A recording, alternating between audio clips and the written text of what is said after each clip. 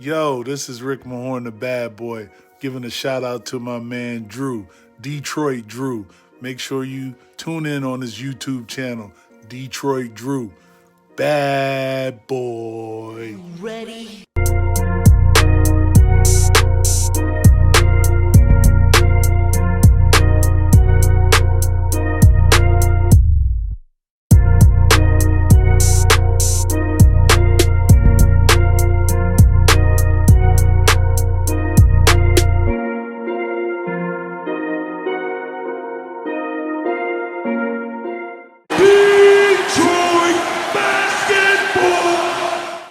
Yo, what's good, peeps? And I had a different video planned and ready to set up and ready to go, upload it. So tomorrow I'll probably sound like an idiot because I'm going to say, hey, it's Monday. So it happens when you get news, and right now I wasn't really expecting a whole lot of news, but I should know better with this GM shirts. I mean, it happens at random times, and late last night we got a lot of people talking about this, and a lot of people who are Pistons fans are in a mixed boat, and we'll be talking about it.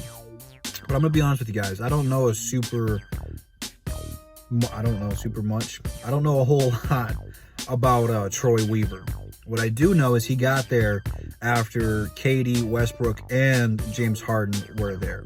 And a lot of people mentioned his name before and talked about how good of a drafting he is. And I mean, they drafted pretty well. And of course, once they got those 3 players, they weren't really in the lottery or anything. So here's my thing. If Stefanski and Tom Gore think he's the right fit, you gotta trust him. They have to get their people in there. It's the same thing I've been saying about the Lions. You have to get your personnel that you want. And if this is who Ed wants and believes that this is the right fit, we gotta see it out.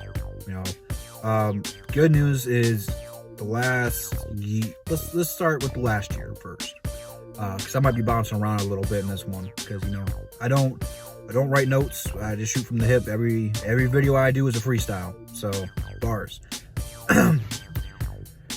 They got a lot of return for Paul George and Westbrook. Westbrook's been their franchise player, been their single sole possession since KD left them and went to the Warriors. They put a lot of trust into Westbrook, and Westbrook, went off and averaged triple doubles. Very impressive. Very impressive. Even though I'm not a huge Westbrook fan, he's a hell of a player and a hell of an athlete. So when you had to move ways and part ways with him and Paul George, got a buttload of picks. You got CP3 from the Rockets, who had an underrated season this year. His contract's just ridiculous, but he played well, and now OKC is still a playoff team when many people thought they were going to rebuild. And a lot of that could be contested to talent stepping up, like Alexander should have been a Piston, but we traded for Blake Griffin, which I am so cool with.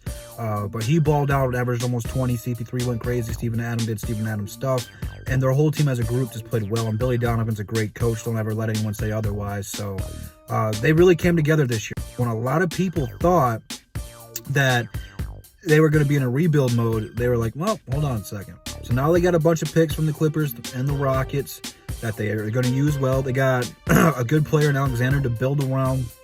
They're sitting pretty. And then once CP3 becomes a free agent, they'll have a ton of cap space. And Steven Adams is someone that they could always move on from at any point in time. So they're in a weird spot. I don't know how good they'll do in the playoffs or anything like that this year, if we have playoffs right now. But I don't know how much of a factor he played in that. Certainly he learned from it.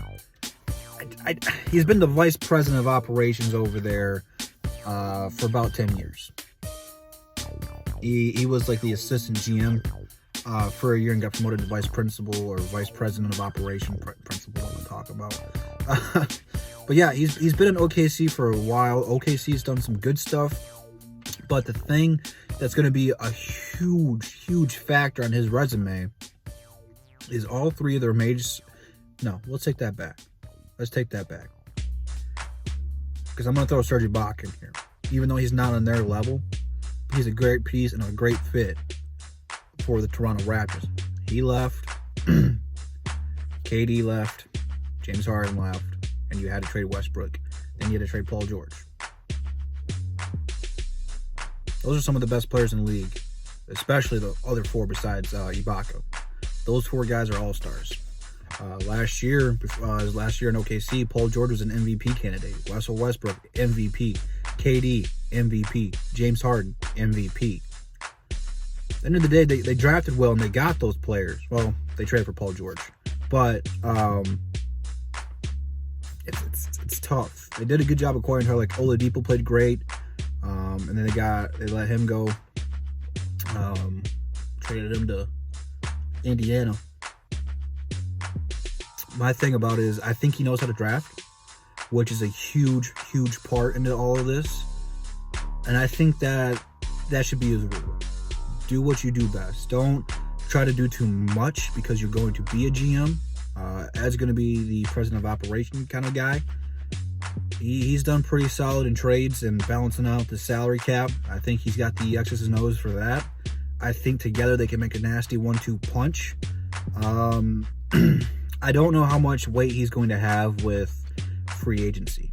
How well he's going to be able to draw people in and talk to them and really persuade them to come here. Hopefully he does well, and hopefully when he gets a job that his former players that were with him will talk highly of him. Hopefully his staff will talk highly of him and give him some good credibility, because if that's the case, then players will be like, hey, I always wanted to go to OKC. I wanted to play with Westbrook. I wanted to play with KD. I just never got the time to.